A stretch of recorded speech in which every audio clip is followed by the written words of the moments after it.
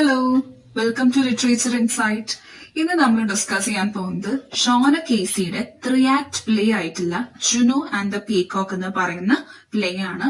1924 ഈ ഒരു play publish ചെയ്യുന്നത്. ഷോന കേസിയുടെ ഡബ്ലിൻ ട്രിലജിയിലെ രണ്ടാമത്തെ പ്ലേ ആണ് ജുനോ ആൻഡ് ദ പീകോക്ക്. ഇത് കൂടാതെ വരുന്ന മറ്റു 2 പ്ലേസ് ആണ് the shadow of A gunman and the plough and the stars. ഈ രണ്ടെണ്ണമാണ് ഈ ജുനോ ആൻഡ് ദ പീകോക്ക് കൂടാതെ വരുന്ന 2 പ്ലേസ് ഈ ഒരു ഡബ്ലിൻ ട്രിലജിയിൽ. ആൻഡ് ഈ ഒരു പ്ലേ ആദ്യമായിട്ട് പെർഫോം ചെയ്യുന്നത് ഡബ്ലിനിലെ ആബി തിയേറ്ററിലാണ്. 1924 മാർച്ച് 3 ഇത് ആദ്യമായിട്ട് പെർഫോം ചെയ്യുന്നത്. സോ ഇതൊരു ഏർലി 19th സെഞ്ചുറിയിലെ വളരെ ഫേമസ് ആയിട്ടുള്ള ഒരു പ്ലേ ആണ് ജുനോ ആൻഡ് ദ പീകോക്ക്. ആൻഡ് ഈ ഒരു എൻറ്റയർ സ്റ്റോറി നടക്കുന്നത് ഒരു വോർ ബാക്ക്ഗ്രൗണ്ടിലാണ്. ഏത് വോറാണ്? ഐറിഷ് സിവിൽ വോർ ആണ്. ഐറിഷ് സിവിൽ വോർ എന്ന് പറയുന്നത് ഡൈഹാർഡ് റിപ്പബ്ലിക്കൻസും അതുപോലെ തന്നെ ഫ്രീ സ്റ്റേറ്റസും തമ്മിൽ ഒരു ട്രീറ്റി സൈൻ ചെയ്യുന്നതുമായി ബന്ധപ്പെട്ടുള്ള ഒരു ഇഷ്യൂ ആണ് ഈ ഒരു ഐറിഷ് സിവിൽ വോർ എന്ന് പറയുന്നത്. അപ്പൊ ആ ഒരു വോറിന്റെ ബാക്ക്ഗ്രൗണ്ടിലാണ് നമ്മുടെ പ്ലേ നടക്കുന്നത്. അപ്പൊ നമുക്കറിയാം, ഒരു വോർ നടക്കുമ്പോൾ അതുമായി ബന്ധപ്പെട്ട് വരുന്ന പല ഇഷ്യൂസ് ഉണ്ട്. Poverty, unemployment, strikes, civilian uprisings, ഇത്തരത്തിലുള്ള കാര്യങ്ങളൊക്കെ ഈ ഒരു പ്ലേയിൽ നമുക്ക് കാണാനായിട്ട് സാധിക്കും. ഇനി ഇതിൽ വരുന്ന ക്യാരക്ടേഴ്സ് ആണ് Jack Boyle, Juno Boyle, Mary Boyle and Johnny Boyle. ഇവിടെ ജാക്ക് ബോയിലും ജൂനോ ബോയിലും ഹസ്ബൻഡ് ആൻഡ് വൈഫാണ്. അവരുടെ 2 മക്കളാണ് മേരി ബോയിലും ജോണി ബോയിലും. ഇവിടെ ജാക്ക് ബോയിലിനെ കുറിച്ച് പറയാനാണെങ്കിൽ അദ്ദേഹമാണ് ആ ഒരു ഫാമിലിയിലെ ഫാദർ ഫിഗർ ആയിട്ടുള്ളത്, ഹെഡ് ഓഫ് ദ ഫാമിലി. 60 വയസ്സാണ് അദ്ദേഹത്തിനുള്ളത്. ഇനി ഇദ്ദേഹത്തെ കുറിച്ച് പറയാനാണെങ്കിൽ വളരെ ഇറസ്പോൺസിബിൾ ആയിട്ടുള്ള ഒരു മനുഷ്യനാണ്. ഓക്കെ, വെറുതെ ഫ്രണ്ട്സിന്റെ കൂടെ അങ്ങനെ എൻജോയ് ചെയ്ത് നടക്കുക, പബ്സിൽ പോവുക, പിന്നെ ഡ്രിങ്ക്സ് കഴിക്കുക, അങ്ങനെ വീട്ടിലെ കാര്യങ്ങളൊന്നും ഏറ്റെടുത്ത് ചെയ്യാതെ സ്വന്തം കാര്യം അല്ലെങ്കിൽ സ്വന്തം എൻജോയ്മെന്റ് മാത്രം നോക്കി നടക്കുന്ന ഒരു മനുഷ്യൻ. ഒട്ടും മെച്ചോർഡ് അല്ലാത്ത, പ്രോബ്ലംസ് ഒന്നും വീട്ടിൽ എന്ത് പ്രശ്നം വന്നാലും അതൊന്നും ഹാൻഡിൽ ചെയ്യാൻ ഒരു കപ്പാസിറ്റി ഇല്ലാത്ത ഒരാളാണ്. ഒരു റെസ്പോൺസിബിൾ ആയിട്ടുള്ള ഒരു ഹസ്ബൻഡും റെസ്പോൺസിബിൾ ആയിട്ടുള്ള ഒരു ഫാദറുമാണ് ജാക്ക് ബോയിലും. ജോലിക്ക് പോകാൻ താല്പര്യമില്ല. ഇനി എങ്ങനെയെങ്കിലും ആരുടെങ്കിലൊക്കെ ഒരു സഹായം കൊണ്ട് എവിടെയെങ്കിലൊക്കെ ഒരു ജോലി കിട്ടിക്കഴിഞ്ഞാൽ ഇയാൾ എന്താ ചെയ്യും? കാലിൽ എനിക്ക് വേദനയാണ്, എനിക്ക് അവിടെ വേദനയാണ്, ഇവിടെ വേദനയാണെന്നൊക്കെ പറഞ്ഞിട്ട് ഇയാള് ആ ഒരു ജോലി കളയാനാണ് ശ്രമിക്കാറ്. അടുത്ത ക്യാരക്ടറാണ് ജുനോ ബോയില്, മദർ ക്യാരക്ടറാണ്.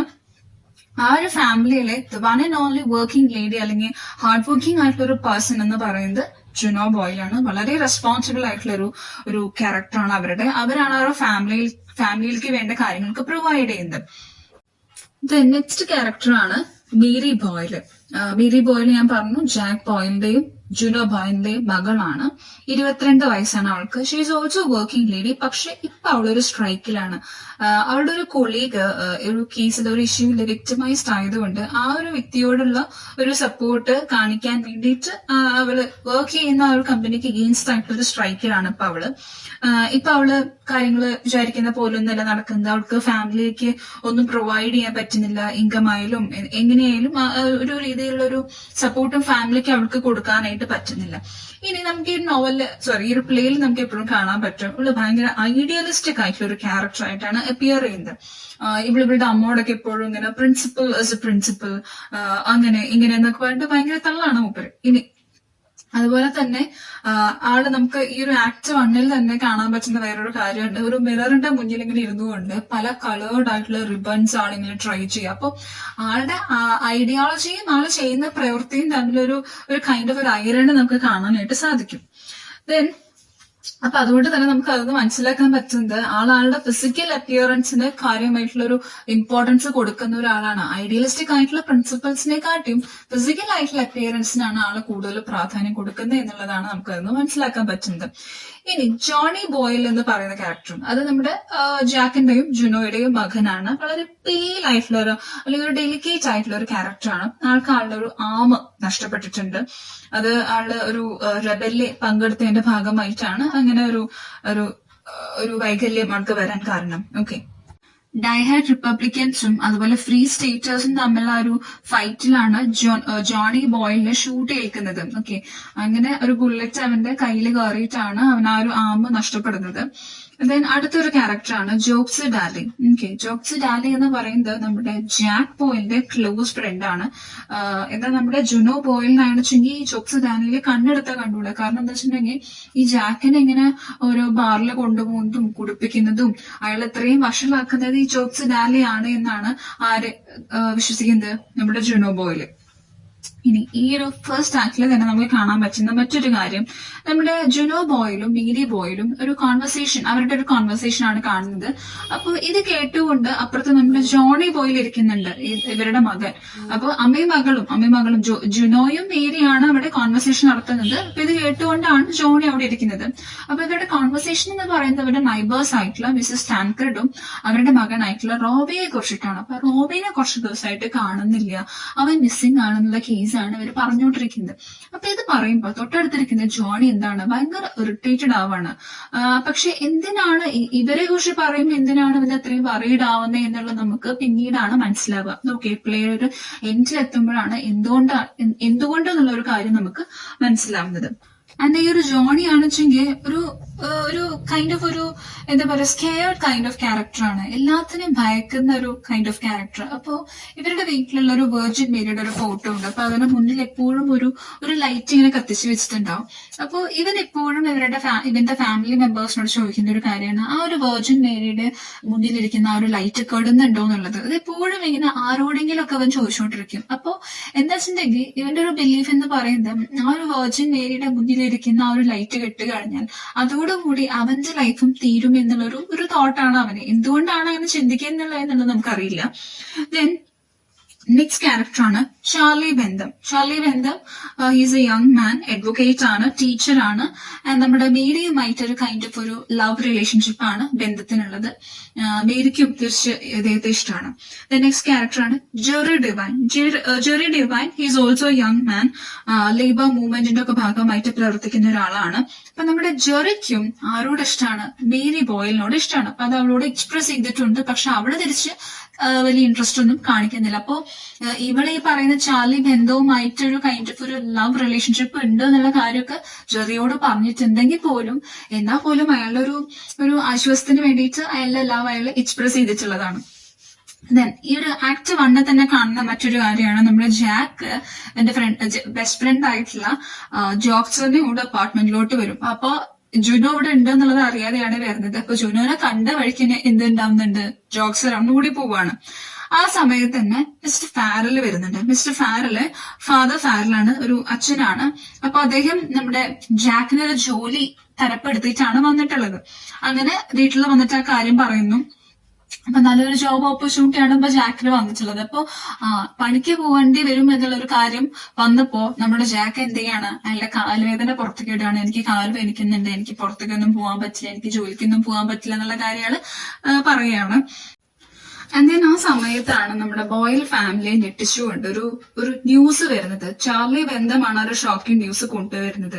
അതായത് നമ്മുടെ ജാക്ക് ബോയിലിന്റെ കസിൻ ആയിട്ടുള്ള എലിസൺ ഓഫ് സാൻഡ്രി മരണപ്പെട്ടു. അപ്പോൾ അദ്ദേഹം വളരെ റിച്ച് ആയിട്ടുള്ള ഒരു മനുഷ്യനാണ്. ആളുടെ എല്ലാ ഇൻഹെറിറ്റൻസും സ്വത്തും പ്രോപ്പർട്ടീസും പൈസയും എല്ലാം നമ്മുടെ ജാക്ക് ബോയിലിന്റെ പേരിൽ എഴുതി വെച്ചിട്ടുണ്ട് എന്നുള്ളൊരു ന്യൂസാണ് ചാർലി ബെന്തം ഇവിടെ വന്ന് പറയുന്നത്. അപ്പൊ ഏകദേശം ഒരു 2000 പൗണ്ട്സോളം മണിയാണ് നമ്മുടെ ജാക്ക് ബോയിലിന്റെ കയ്യിലോട്ട് വരാൻ പോകുന്നത്. സോ ഒരു എൻറ്റയർ ഫാമിലി ഭയങ്കര ഹാപ്പി ആവാണ്. കാരണം അത്രയും ഒരു പോവർട്ടിയിൽ നിൽക്കുന്ന ഒരു സിറ്റുവേഷൻ ആണ് ഇപ്പൊ അവരുടേത്. സോ ആ ഒരു സമയത്താണ് ഇങ്ങനെ ഒരു ഹാപ്പി ന്യൂസ് അവരെ തേടി വരുന്നത്. സോ ആ ഒരു ന്യൂസോട് കൂടിയിട്ടാണ് ആ ഒരു ഫസ്റ്റ് ആക്ട് എൻഡ് ചെയ്യുന്നത്. ആക്ട് 2. ഇനി ആക്ട് 2 നമ്മൾ കംപ്ലീറ്റ്ലി ഡിഫറെന്റ് ആയിട്ടുള്ള ഒരു സ്റ്റേജ് സെറ്റിംഗ് ആണ് നമ്മൾ കാണുന്നത്. ആ ഒരു പോവർട്ടി സ്ട്രക്ക് ആയിട്ട് നിന്നിരുന്ന ഒരു അപ്പാർട്ട്മെന്റ് കംപ്ലീറ്റ്ലി ചേഞ്ച് ചെയ്യുന്ന ഒരു ട്രാൻസ്ഫർമേഷൻ നമുക്ക് കാണാനായിട്ട് സാധിക്കും. ഒരു ലക്ഷൂറിയസ് ആയിട്ടുള്ള ഒരു അപ്പാർട്ട്മെന്റ് ആയിട്ട് അത് മാറിയിരിക്കുകയാണ്. പുതിയ ഫർണിച്ചേഴ്സ്, കർട്ടൻസ്, ഡ്രേപ്പറീസ്, ഗ്രാമഫോൺ. ആ ഒരു സമയത്തൊക്കെ ഒരു വീട്ടിൽ ഗ്രാമഫോൺ ഉണ്ടെന്നൊക്കെ പറയുമ്പോൾ അത് എക്സ്ട്രാ ലെജൻസിന്റെയും പ്രോസ്പെരിറ്റിയുടെ ഒക്കെ ഒരു സൈൻ ആയിട്ടാണ് നമ്മൾ കണക്കാക്കിയിരുന്നത്. ടേബിൾ ലാമ്പ് ഒക്കെ എക്കണോമിക് സ്റ്റാറ്റസിന്റെ ഒരു സിമ്പിൾ ആയിട്ടാണ് കാണുന്നത്. ആ ഒരു സമയത്ത് തന്നെ അവരുടെ മറ്റൊരു നൈബറാണ് മിസ് മാഡിഗൻ. അപ്പോ ഇവർക്ക് ഇനിയൊരു വലിയൊരു എമൗണ്ട് ഇവരുടെ കയ്യിലോട്ട് വരാൻ പോവുകയാണ്, ഇവര് റിച്ച് ആവുകയാണെന്ന് കാണുമ്പോൾ മിസ് മാഡിഗൻ വന്നിട്ട് കുറച്ച് പൈസ കൊടുക്കുന്നുണ്ട്. നിങ്ങൾ അപ്പാർട്ട്മെന്റ് ഒക്കെ കുറച്ചുകൂടി റെനോവേറ്റ് ചെയ്യുമെന്ന് പറഞ്ഞുകൊണ്ട് പൈസ കൊണ്ടുവന്ന് കൊടുക്കുന്നുണ്ട്. സോ അത് നമുക്ക് മനസ്സിലാക്കാൻ പറ്റുന്ന ഒരു ഫാക്ട് എന്താന്ന് വെച്ചിട്ടുണ്ടെങ്കിൽ, നമുക്ക് പൈസ ഉണ്ടെങ്കിൽ നമുക്ക് എല്ലാവരും ഉണ്ട്, എല്ലാതും ഉണ്ട്. നമുക്ക് പൈസ ഇല്ലെങ്കിൽ നമുക്ക് ഒന്നുമില്ല, ആരുമില്ല. ആ ഒരു റിയലൈസേഷൻ നമുക്ക് ഇവിടെ കൊണ്ടുവരുന്നുണ്ട് നമ്മുടെ റൈറ്റർ. ആൻഡ് ദെൻ ആ ഒരു സമയത്തിന് നമ്മുടെ ജാക്ക് പോലൊരു പാർട്ടി വെക്കുന്നുണ്ട്. കാരണം ഇപ്പൊ റിച്ചായി, സോ അതെല്ലാവരും അറിയിക്കണം, റിലേറ്റീവ്സിനെയും ഫ്രണ്ട്സിനെയും നൈബേഴ്സിനൊക്കെ അറിയിക്കണം. സോ എല്ലാവർക്കും വേണ്ടി ഒരു പാർട്ടി ആള് അറേഞ്ച് ചെയ്യണം. ആൻഡ് ആ ഒരു പാർട്ടി നടന്നുകൊണ്ടിരിക്കുന്ന സമയത്താണ് മറ്റൊരു ന്യൂസ്, ഒരു നേരത്തെ ഒരു ഹാപ്പി ന്യൂസ് ആണ് വന്നത് വെച്ചിട്ടുണ്ടെങ്കിൽ, ഇപ്പൊ ഒരു ഷോക്കിംഗ് ആയിട്ടുള്ള മറ്റൊരു ബാഡ് ന്യൂസ് ആണ് അവരെ തേടി വന്നിട്ടുള്ളത്. നമ്മള് ആക്ട് 1 നമ്മുടെ ജുനോയും മേരിയും കൂടിയിട്ട് അവരുടെ നൈബേഴ്സിനെ കുറിച്ച് ഇവര് സംസാരിച്ച് നമ്മൾ കണ്ടു. മിസ് ടാൻക്രിഡും അവരുടെ മകനായിട്ടുള്ള റോബി ടാൻക്രിഡിനെ കാണുന്നില്ല, മിസ്സിംഗ് ആണെന്നുള്ള ന്യൂസ് ഒക്കെ ഇന്ന് പറയുന്നുണ്ടായിരുന്നു. സോ ആ ഒരു റോബി മരണപ്പെട്ടു എന്നുള്ളൊരു ന്യൂസ് ആണ് ഇവരെ തേടി വരുന്നത്. സോ ആ ഒരു ന്യൂസ്, റോബി മരിച്ചു എന്നുള്ളൊരു ന്യൂസ് ഇവിടെ വന്ന് പറയുമ്പോൾ ഇത് കേൾക്കുന്ന ജോണി ഭയങ്കര ഇറിറ്റേറ്റഡ് ആവുന്നുണ്ട്. അപ്പൊ ഇത് കാണുമ്പോൾ നമുക്ക് മനസ്സിലാവും, നമുക്കൊരു ഡൗട്ട് തോന്നും, അതായത് ഈ ഒരു റോബിയുടെ ഡെത്തുമായിട്ട് നമ്മുടെ ജോണിക്ക് എന്തെങ്കിലും ഒരു കണക്ഷൻ ഉണ്ടോ എന്നുള്ളൊരു ഡൗട്ട് നമുക്ക് ഇവിടെ വരുന്നുണ്ട്. സോ അതോട് കൂടിയിട്ടാണ് ഒരു ആക്ട് 2 എൻഡ് ചെയ്യുന്നത്. ദെൻ ആക്ട് 3 ഇനി 2 മാസത്തിന് ശേഷമാണ് സംഭവിക്കുന്നത്. ദെൻ ആക്ട് 3 നമ്മൾ കാണുന്നത് ചാർലി ബെന്തം ഡിസപ്പിയർ ആയി. ആൾ എങ്ങോട്ടാ പോയെന്ന് ഒരു ന്യൂസും ഇല്ല. പിന്നീട് കേൾക്കുന്നത് ആള് ഇംഗ്ലണ്ടിലോട്ട് പോയി എന്നാണ്. ദെൻ ആ സമയത്ത് തന്നെ നമുക്ക് നമ്മുടെ മേരിക്ക് വയ്യാതെ ആവുന്നുണ്ട്. അപ്പൊ നമ്മുടെ ജുനോ മേരിയെയും കൊണ്ട് ഹോസ്പിറ്റലിലോട്ട് പോകുന്നു. ദെൻ ആ സമയത്ത് ജാക്ക് അവിടെ ഉണ്ട്, ജോണി അവിടെ വീട്ടിൽ ഈ പറയുന്ന മറ്റേ വെർജിൻ മേരിയുടെ മുന്നിലുള്ള ലൈറ്റ് കെടുന്നുണ്ടോ നോക്കിയിട്ടിരിക്കുന്നുണ്ട്. ആൻഡ് ആ ഒരു സമയത്ത് 2 ക്യാരക്ടേഴ്സ് വരികയാണ്. ഒന്ന് നമ്മുടെ ജാക്കിന്റെ ക്ലോസ് ഫ്രണ്ട് ആയിട്ടുള്ള ജോബ്സറും, ദെൻ മറ്റൊരു ക്യാരക്ടർ ആയിട്ടുള്ള ന്യൂജന്റും കൂടിയിട്ട് ഈ ഒരു അപ്പാർട്ട്മെന്റിലോട്ട് വരികയാണ്. അപ്പൊ ആ ഒരു ഇൻഹെറിറ്റൻസിനെ കുറിച്ചുള്ള ഒരു ന്യൂസ് അവർ അറിഞ്ഞിട്ടുണ്ട്. എന്താണ് അതിന്റെ പുറകിലുള്ള സത്യാവസ്ഥ അറിഞ്ഞുകൊണ്ടാണ് അവർ വരുന്നത്. ആൻഡ് ദെൻ ജാക്കിനോട് പറയാണ്, ഈ എലിസൺ ഓഫ് സാൻട്രി ആളുടെ ഇൻഹെറിറ്റൻസ് ജാക്കിന്റെ പേരിൽ മാത്രമല്ല എഴുതി വെച്ചിട്ടുള്ളത്, പകരം അയാളുടെ എല്ലാ ഫസ്റ്റ് കസിൻസിനും അയാളുടെ എല്ലാ സെക്കൻഡ് കസിൻസിന്റെ പേരിലുമാണ് എഴുതി വെച്ചിട്ടുള്ളത്. അപ്പൊ അങ്ങനെ വരുമ്പോ നമ്മുടെ ജാക്കിന് അതിന് ചെറിയൊരു പോർഷൻ മാത്രമാണ് കിട്ടുള്ളൂ. മറ്റേത് എല്ലാ സ്വത്തും ജാക്കിന് കിട്ടും എന്നാണ് പറഞ്ഞുകൊണ്ടിരുന്നത്. പക്ഷെ ഇപ്പൊ എന്താണ് അതിന്റെ സത്യാവസ്ഥ എന്ന് പറയുന്നത്, എല്ലാ കസിൻസിനും കൂടിയിട്ടാണ് ആ ഒരു മരിച്ചു പോയിട്ടുള്ള വ്യക്തി എഴുതി വെച്ചിട്ടുള്ളത് ആളുടെ സ്വത്തുകളൊക്കെ. അപ്പൊ അതുകൊണ്ട് തന്നെ നമ്മുടെ ജാക്കിന് ചെറിയൊരു പോർഷൻ മാത്രമാണ് അതിന്ന് കിട്ടുള്ളൂ. സോ ജാക്ക് ഇത് കേൾക്കുമ്പോൾ ഭയങ്കര ഡിസപ്പോയിന്റഡ് ആവുന്നു. ആ സമയത്ത് തന്നെ മറ്റേ ആ നൈബർ ആയിട്ടുള്ള മിസ് മാഡിഗൻ കയറി വരികയാണ്. ആ ഒരു അപ്പാർട്ട്മെന്റ് റിനോവേറ്റ് ചെയ്യാൻ കൊടുത്തിട്ടുള്ള പൈസ തിരിച്ചു ചോദിക്കുന്നു. ആൻഡ് വീട്ടിലോട്ട് വാങ്ങിയിട്ടുള്ള ഫർണിച്ചറും കാര്യങ്ങളൊക്കെ കടക്കാർ വന്നിട്ട് എടുത്തു കൊണ്ടുപോകുന്നു. അപ്പൊ അങ്ങനെ എഗെയിൻ ആ ഒരു പോവർട്ടി സ്റ്റേജിലോട്ട് എഗെയിൻ ആ ഒരു ബോയ് ഫാമിലി പോകുന്നതാണ് നമ്മൾ കാണുന്നത്. ആ സമയത്ത് തന്നെ മറ്റൊരു ട്രാജിക് ന്യൂസ് നമ്മൾ കേൾക്കുകയാണ്. ദാറ്റ് ഈസ് മേരി പ്രഗ്നന്റ് ആണ് വിത്ത് ബെന്തം ചൈൽഡ്. ഓക്കെ, ബെന്തമാണെച്ചെങ്കിൽ ഇവളെ ഉപേക്ഷിച്ച് പോകുകയും ചെയ്തു. അങ്ങനെ ഇതെല്ലാം കേൾക്കുമ്പോൾ നമ്മുടെ ജുനോ ഭയങ്കരമായിട്ട് വെറീഡ് ആവുന്നു, ഇനി എന്താണ് സംഭവിക്കുക. ദെൻ ആ സമയത്ത് തന്നെ നമ്മുടെ ജെറി എഗെയിൻ വരികയാണ്. മുന്നേ ഇവളെ ഇഷ്ടമുണ്ടായിരുന്ന മറ്റൊരു വ്യക്തി ഉണ്ടല്ലോ, അയാൾ വരികയാണ്. എഗെയിൻ ആ ഒരു മാരേജ് പ്രപ്പോസൽ വെക്കുകയാണ്. അപ്പോ ആ സമയത്താണ് മേരി കാര്യങ്ങളൊക്കെ പറയുന്നത്. ദാറ്റ് ഈസ് ഞാൻ പ്രഗ്നന്റ് ആണ്, എന്റെ വയറ്റിലുള്ള കുട്ടിയുടെ അച്ഛൻ എന്ന് പറയുന്നത് ബന്ധമാണെന്നുള്ള കാര്യങ്ങളൊക്കെ ജെറിയോട് പറയുന്നു. അങ്ങനെ ജെറിയും അവളെ ഉപേക്ഷിച്ച് പോകുന്ന ഒരു സിറ്റുവേഷൻ ആണ് ഉണ്ടാവുന്നത്.